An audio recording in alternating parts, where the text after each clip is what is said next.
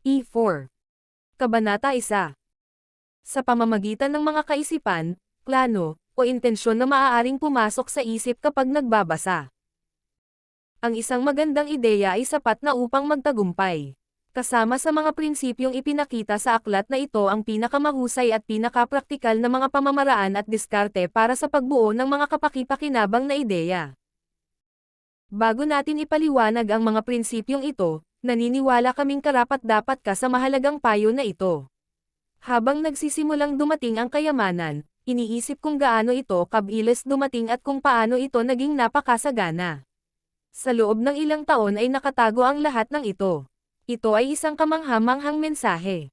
Lalo pa kung isasaalang-alang mo ang popular na paniniwala na ang mga nagtatrabaho ng husto at matagal na panahon ang yumaman. Kapag nagsimula kang mag-isip at yumaman, makikita mo na ang kayamanan ay nagsisimula sa isang estado ng pag-iisip.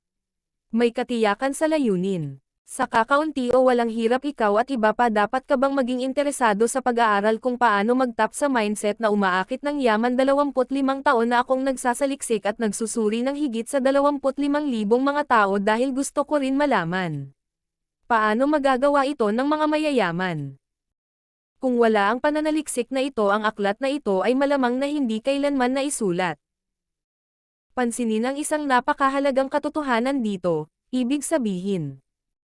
Nagsimula ang depresyon noong 1929 at nagpatuloy sa hindi pa nagagawang antas ng pagkawasak. Hanggang sa di nagtagal pagkatapos na manungkulan si Pangulong Roosevelt. Pagkatapos ang depresyon ay nagsimulang maglaho sa kawalan. Katulad ng unti-unti ng electrician buksan ang mga ilaw sa sinehan, naging liwanag ang dilim, unti-unting nawala ang mantra ng takot sa puso ng mga tao, at lumitaw ang pananampalataya. Mangyaring tandaan ng mabuti, kapag napag-aralan mo na ang mga prinsipyo ng pilosopiyang ito, simulang sundin ang mga tagubilin para sa paggamit ng mga prinsipyong ito. Ang iyong sitwasyon sa pananalapi ay bubuti at lahat ng iyong hinawakan ay magiging isang asset sa iyo. Imposible ba? O hindi naman? Ang pinakamalaking kahinaan ng sangkatauhan ay ang pagiging pamilyar ng karaniwang tao sa salitang katauhan. Imposible. Alam niya ang lahat ng mga patakaran na hindi gumagana. Alam niya ang lahat ng hindi maaaring gawin. Ang aklat na ito ay isinulat para sa mga naghahanap ng mga alituntuning makapagpapanagumpay sa iba at handang ipagsapalaran ang lahat para sa mga panuntunang iyon. Maraming taon na ang nakalilipas, bumili ako ng magandang diksyonaryo, at ang unang ginawa ko dito ay ang pagliko sa salita, imposible, at malinis na pinutol ito sa libro. Hindi ito magiging tanga para sa iyo. Ang tagumpay ay dumarating sa mga nagtatagumpay. Ang kabiguan ay nangyayari sa mga taong walang ingat na hinahayaan ang kanilang sarili na mabaygo. Ang layunin ng aklat na ito ay tulungan ang sinumang sumusubok na matutunan ang sining ng paglilipat ng kanilang pag-iisip mula sa mga damdamin ng pagkabigo patungo sa mga damdamin ng tagumpay. Ang isa pang karaniwang kahinaan ay ang hilig na sukatin ang lahat at ang lahat ayon sa kanilang sariling mga impresyon at paniniwala. Naniniwala ang ilang taong nagbabasa nito na walang makapag-isip at yumaman. Hindi sila makapag-isip in terms of wealth. Dahil ang kanilang mga pattern ng pag-iisip ay puno ng kahirapan, pananabik, kalungkutan, kabiguan, at pagkatalo. Ang mga kapaspalad na mga tao ay nagpapaalala sa akin ng mga sikat na Tsino na pumunta sa Amerika upang tumanggap ng edukasyon sa Amerika. Nag-aral siya sa Universidad ng Chicago. Isang araw nakilala ni Pangulong Harper ang batang taga-silangan sa campus. Itigil ang pakikipag-usap sa kanya ng ilang minuto, at tinanong siya kung ano ang nagpahanga sa kanya bilang pinakakilalang Amerikano. Bakit? Sigaw ng Tsino, ang iyong mga mata ay kakaibang hilig. Ang iyong mga mata ay slanted. Ano ang dapat nating sabihin tungkol sa mga inchik? Tumanggi kaming maniwala sa mga bagay na hindi namin naiintindihan. Kami ay may katangahan na naniniwala na ang aming sariling mga hangganan ay ang tamang sukatan ng mga hangganan. Siyempre, ang mga mata ng ibang tao ay nasa maling lugar dahil hindi ito sa atin. Milyon-milyong tao ang tumingin sa tagumpay ni Henry Ford pagkatapos ng kanyang pagdating at nainggit sa kanya.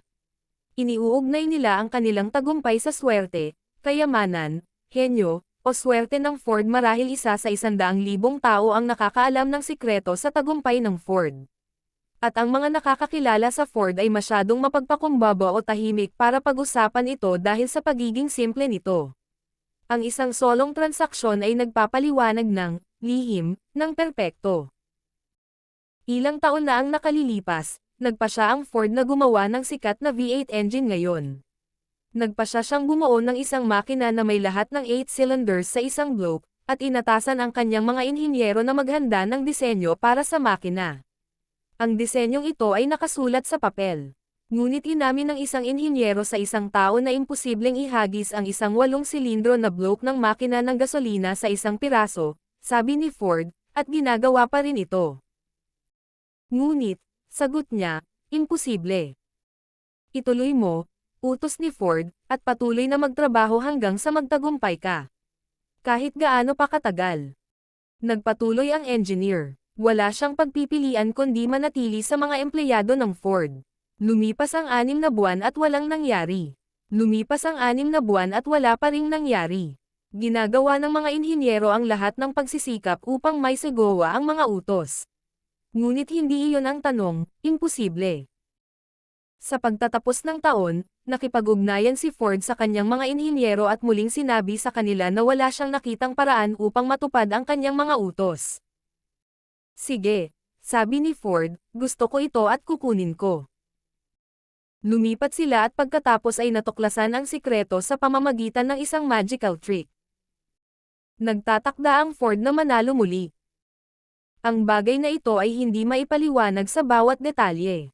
Ngunit ang nilalaman ay tama. Isipin na gusto mong matuklasan ang mga sikreto ng milyon-milyon at kayamanan ng Ford. Hindi mo kailangang tumingin sa malayo. Naging matagumpay si Henry Ford dahil naunawaan at inilapat niya ang mga prinsipyo ng tagumpay.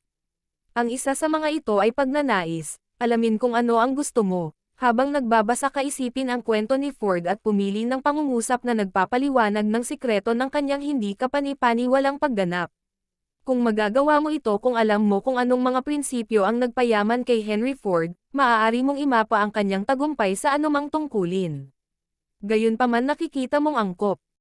Ikaw ay Master of Fate, kapitan ng iyong kaluluwa, dahil nang isulat ni Henley ang kanyang propesya, ako ang master ng aking kapalaran. Ako ang kapitan ng aking kaluluwa. Balak niyang sabihin sa atin na tayo ang Panginoon ng ating kapalaran. Maging kapitan ng ating espiritu dahil may kapangyarihan tayong kontrolin ang ating pag-iisip. Dapat niyang sabihin sa atin na itong maliit na mundo ay lumulutang na ether. Ito ay isang anyo ng enerhiya kung saan tayo gumagalaw at nabubuhay. At ang ether ay puno ng isang uri ng universal na enerhiya. Ito ay umaayon sa likas na katangian ng ating pag-iisip. Kabanata 1. Magpapatuloy ang E5.